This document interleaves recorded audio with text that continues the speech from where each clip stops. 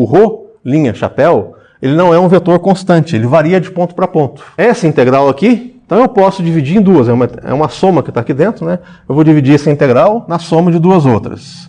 Então tem aqui a carga total, dividido por 4π vezes 2π, 8π ao quadrado, raio, o rho' não é constante, não posso tirar fora da integral. Integral de 0 a 2π, integral de 0 até a. Essa é em filinha, essa é em rolinha. Rolinha, já posso cancelar aqui. Primeira integral vai ficar com z chapéu, d rho dφ, tudo com linha, dividido por z2 mais ρ2, com linha, elevado a 3/2. Segunda integral vai ser menos rolinha chapéu, d rolinha, d filinha, sobre z2 mais rolinha ao quadrado, elevado a 3/2. Nessa primeira integral aqui, o z é constante e o z' é constante. Então isso aqui, os dois, eu posso colocar fora da integral. Ficamos com q sobre 8π ao quadrado, z chapéu. Quando o z e o z chapéu saem da integral, ficamos com uma integral de d rolinha, d filinha, sobre z2 mais rolinha ao quadrado, elevado a 3/2. O φ só aparece no diferencial, portanto, a integral de dφ é direta, vai dar φ calculado de 0 até 2π. Isso dá 2π. E a integral em ρ vai ficar de 0 até a. Integral de dρ sobre z ao quadrado mais rolinha ao quadrado elevado a 3/2. Essa é a primeira componente daquele campo, é uma integral que nós vamos calcular daqui a pouco. Na outra integral, aí que você tem que tomar cuidado. Será que eu posso tirar esse rolinha fora da integral? Não, não posso. Ele não é constante. Não posso tirar ele fora da integral. Como é que eu faço essa integração, então? Vamos lá no nosso formulário, consultem a primeira aula de revisão do sistema de coordenadas. O ρ' chapéu, eu posso e devo escrever como cosseno de φ, x chapéu, mais seno de φ, y chapéu. Se nós tivéssemos ali o φ' chapéu, seria menos seno de φ' x chapéu, mais cosseno de φ' y chapéu. Então eu substituo o vetor unitário ρ' chapéu, que é variável de ponto para ponto, em termos de uma expressão em componentes cartesianas.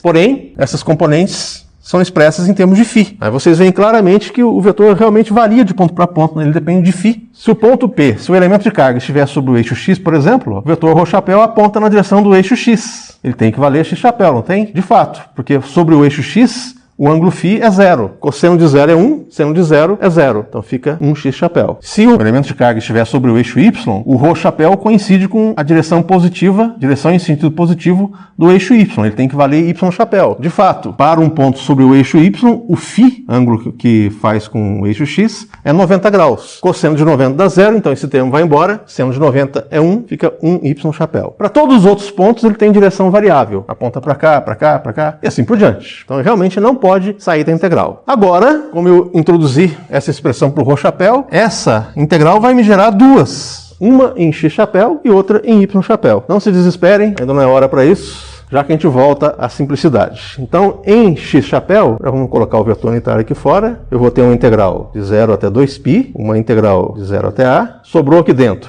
ρ', esse ρ' aqui vem daqui, né? O ρ' que fazia parte do elemento de área já foi cancelado. ρ', cosseno de φ, dρ vezes dφ, sobre z ao quadrado mais ρ' ao quadrado elevado a 3/2, menos y chapéu, esse é constante, posso tirar fora da integral. Integral de 0 até 2π, integral em ρ' de 0 até a, quase a mesma coisa, só que no lugar de cosseno, eu tenho seno de φ'. Essas duas integrais vão se anular. Tem duas maneiras de ver isso. Matematicamente, algebricamente, essas duas integrais eu posso separar. Aqui tem ρ, fazer separado, e aqui tem φ, fazer separado. A integral que envolve φ vai ser uma integral de cosseno de φ, dφ, de 0 até 2π. Integral de cosseno de φ, dφ, de 0 até 2π. Integral de cosseno dá seno. Seno de 2π é 0, seno de 0 é 0. Isso dá 0. Da mesma maneira, a integral de seno de φ, dφ, de 0 até 2π, também dá 0. A integral de seno é menos cosseno. Cosseno de 0 e cosseno de 2π são iguais a 1. Um menos o outro dá 0. Toda vez que você integrar uma função trigonométrica simples em um período dela, ou em um número inteiro de períodos dela, o resultado é 0. Porque seno e cosseno são funções periódicas, alternadas. Sempre tem uma parte da área que está acima do eixo, considera positiva,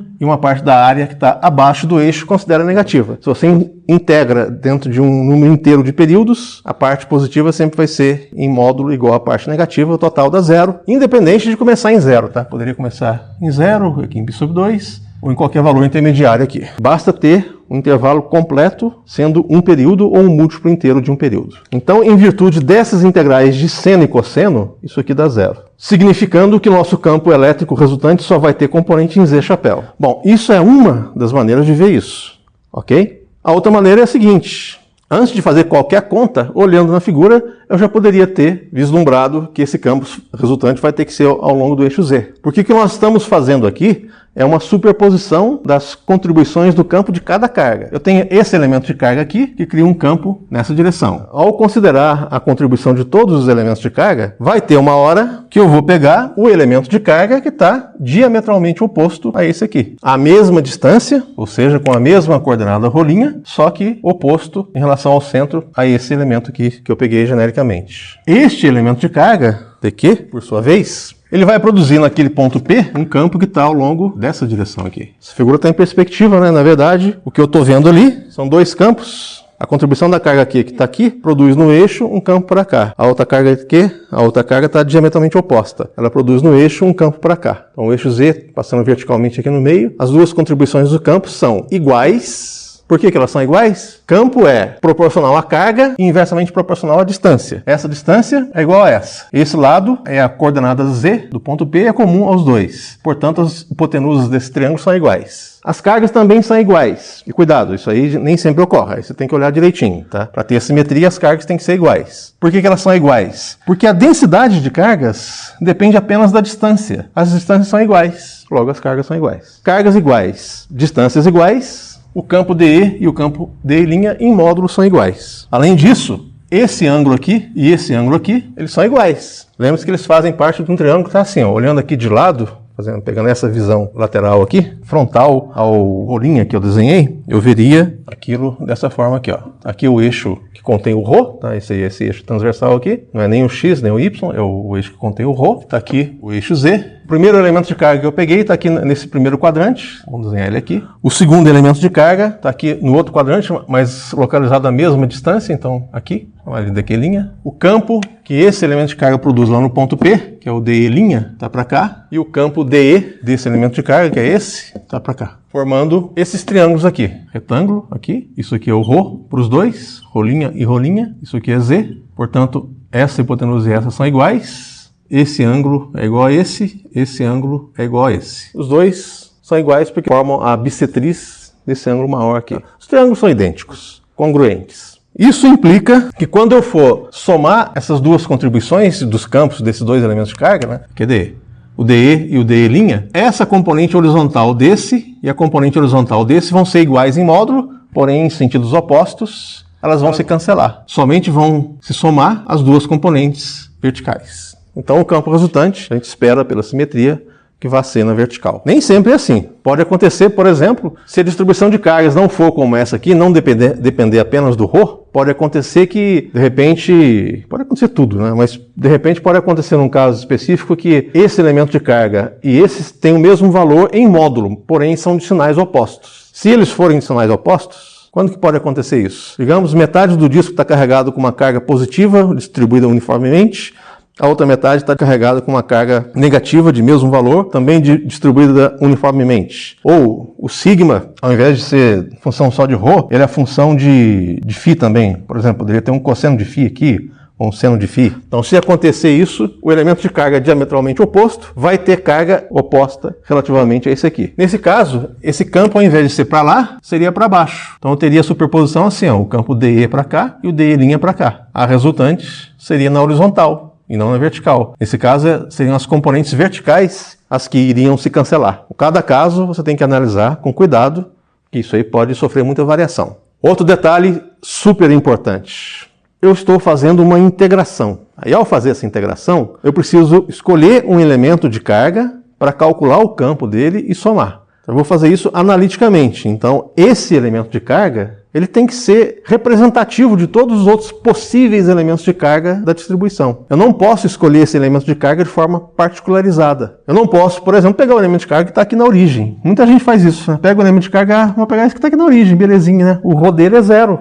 E aí não aparece ρ na formulação para você integrar. Ou então escolhe ele aqui na borda. Se a carga está distribuída só na periferia, ele seria um anel. Aí tudo bem. Nesse caso, só tem carga na periferia mesmo. O ρ é constante igual ao raio do anel. Mas aqui não. Aqui eu tenho carga em todo o disco. Dependendo da proximidade do elemento de carga, essa carga é maior ou menor. Ou mesmo que fosse constante. Mas eu tenho carga em todo o disco. Então eu não posso particularizar e escolher um elemento de carga na borda. na periferia. Porque se eu fizesse isso na hora de equacionar, ao invés de escrever ρ, eu escreveria o raio do disco. Estaria tudo errado. Também não é bom você pegar um elemento de carga sobre os eixos. Então pega um elemento de carga assim bem genérico mesmo, mais genérico que você puder, lá no meio da distribuição, que você minimiza as chances de erro. Uma vez que essas duas integrais zeraram, só resta fazer essa aqui. Vou corrigir um pequeno erro aqui, né? Na hora que eu copiei dessa linha para essa, eu coloquei o quadrado no A, ao invés de colocar o quadrado no π. É 8π ao quadrado vezes A, e não 8π ao quadrado. Esse 2π e esse 8π se cancelam, eu posso escrever novamente como 4π. Então aqui vai ficar 4πA, que Z sobre 4πA. A integral agora é uma integral de dρ sobre Z2 mais ρ2 elevado a 3/2.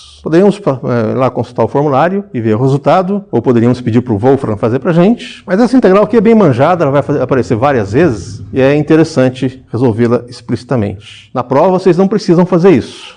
Apareceu integral na prova, vai no formulário e pega o resultado. Depois só passa os limites. Passar os limites é importante, tem que chegar na resposta final. Eu vou apagar esse trecho aqui para a gente fazer aquela integração. Para fazer a integral de 0 até A, de dρ sobre Z2 mais ρ2 elevado a 3/2, eu vou fazer a seguinte substituição de variáveis. O Z aqui é constante, ρ' é a variável. Isso aqui lembra a hipotenusa de alguma coisa. Eu vou imaginar aqui um triângulozinho, onde esse lado aqui é o ρ', esse aqui é o Z. A hipotenusa, portanto, tem esse valor aqui, raiz quadrada de Z2 mais ρ2. Chamar esse ângulo aqui de beta. Tangente de beta é ρ' sobre Z. Então eu vou fazer ρ' igual a Z vezes tangente de beta. O dρ' é Z, diferencial de tangente de beta. Derivada de tangente de beta é secante ao quadrado de beta, vezes a diferencial de beta. No denominador eu tenho Z2 mais ρ' ao quadrado, isso é Z2 mais Z ao quadrado, tangente ao quadrado de beta. Z ao quadrado que multiplica 1 mais tangente ao quadrado de beta. 1 mais tangente ao quadrado de beta é secante ao quadrado de beta. Aqui nós temos elevado a 3/2, então vai ficar Z ao cubo secante ao cubo de beta. A integral, então, é a seguinte. Eu vou fazer a substituição para a variável beta, os limites devem ser colocados em beta, depois eu coloco. dρ,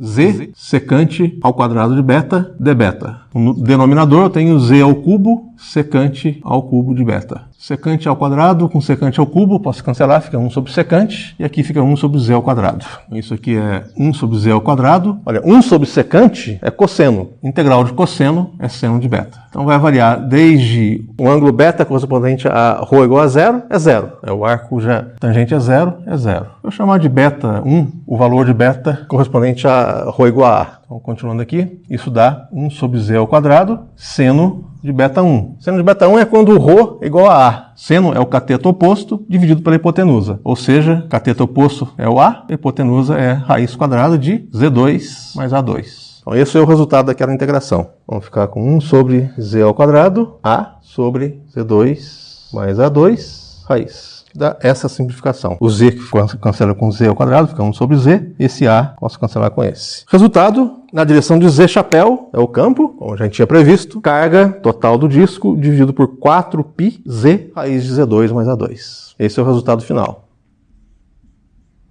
Em todo o desenvolvimento aqui, eu me esqueci do ε0. Não, em todo não, a partir daqui, né? Faltando o ε0 aqui, aqui e aqui. 4π ε0, Z, raiz de Z ao quadrado mais A ao quadrado. Esse é o campo. Uma coisa interessante, que já era esperada, é o seguinte. O nosso vetor unitário aqui é o Z chapéu. O vetor unitário no sentido positivo do eixo Z chapéu. Para valores positivos de Z, esse valor numérico do campo dá positivo. Quer dizer que o campo aponta para cima. Acima do plano, o campo está para cima. Para valores negativos de Z, isso aqui é positivo e o Z é negativo. Quer dizer que esse módulo dá negativo. Ou seja, na verdade, o campo aponta para baixo. É mais ou menos de se esperar isso, porque aquele disco, olhando de lado, né, vamos ver o disco aqui, ele está carregado com carga positiva. Então, para cima do plano do disco, o campo está assim. Para baixo do plano do disco, o campo está para baixo. Já era esperado que o campo, então, para Z menor que zero, tivesse apenas componente ao longo do eixo Z negativo. Descontínuo, portanto. Sempre que você encontrar uma distribuição superficial de cargas, ao você passar de um lado para o outro dessa distribuição superficial, vai haver uma descontinuidade no campo. Por que eu pedi para calcular o campo no eixo Z apenas? Porque nós não temos conhecimentos matemáticos suficientes nesse nível de curso para calcular o campo fora do eixo. Se eu pedir para você calcular o campo em qualquer ponto do plano XY, mesmo que seja no eixo X ou no eixo Y, não dá, vocês não vão conseguir. Falta matemática para isso. A maior parte dessas distribuições planas, a gente consegue calcular apenas o campo no eixo de simetria delas. Fora dele fica meio complicado. Bom, isso foi uma maneira de calcular esse campo.